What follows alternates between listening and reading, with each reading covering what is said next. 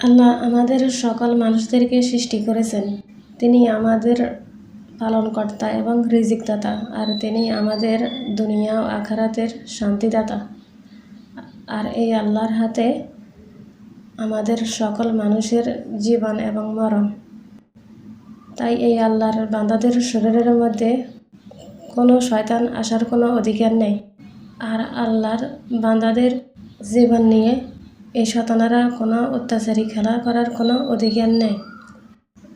আর এই খারাপ শয়তানেরা আল্লাহর বান্দাদের ভালো জীবন নিয়ে কোনো দিক দিয়ে ক্ষতি করার কোনো অধিকার নেই, কারণ শয়তানেরা হয়েছে জঘন্য অত্যাচারী খারাপ শয়তান।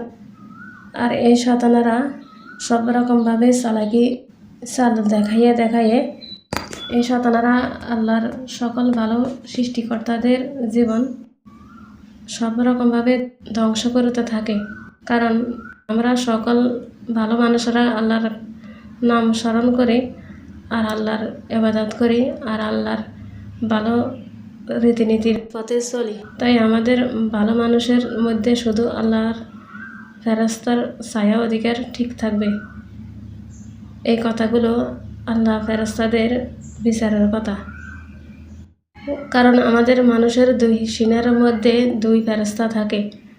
ডান পাশের ফেরেশতা আমাদের মানুষের নেক আমলের কথা লেখে, আর বাম পাশের ফেরেশতা আমাদের পাপ গুনাহগারের কথা লেখে।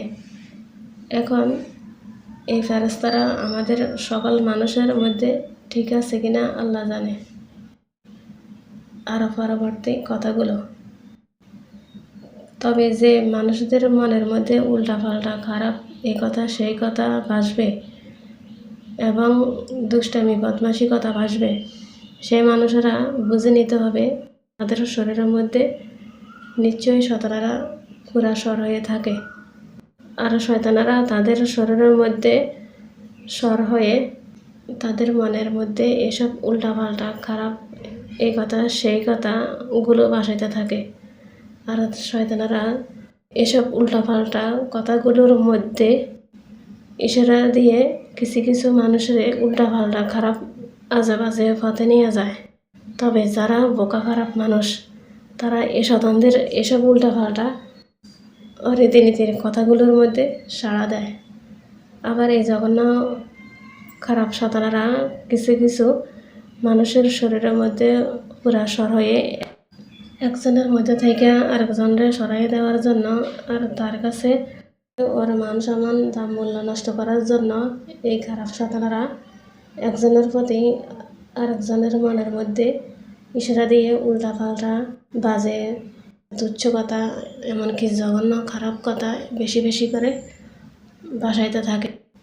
আর এই জঘন্য অত্যাচারী খারাপ শয়তানেরা এইভাবে একজনের কাছে আরেকজনের মান সম্মান দাম মূল্য এইভাবে নষ্ট করতে থাকে। আর এই শয়তানেরা ওই মানুষদের কাছে এই ভালো মানুষদের ভালো নিরাপত্তা সম্মানী জীবন এবং শান্তির জীবন মাটি করতে থাকে।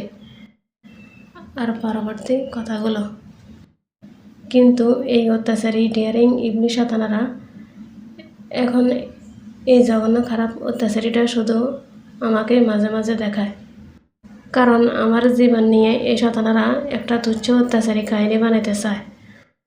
আর আমাদের নারীর মানুষদের প্রতি এই খারাপ শয়তানদের অত্যাচারী আকর্ষণটা হয়েছে বেশি।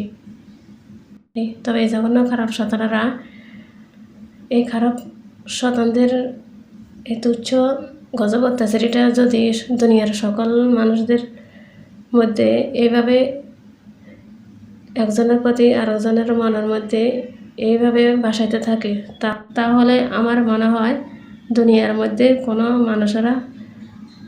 কোনো মানুষের সাথে একসাথে ভালোভাবে নিরাপদে মান সম্মানের মতো বসবাস করতে পারবে না। তবে আল্লাহ যেন আমাদের মানুষের এরকম পরিস্থিতি জীবন খারাপ না করে।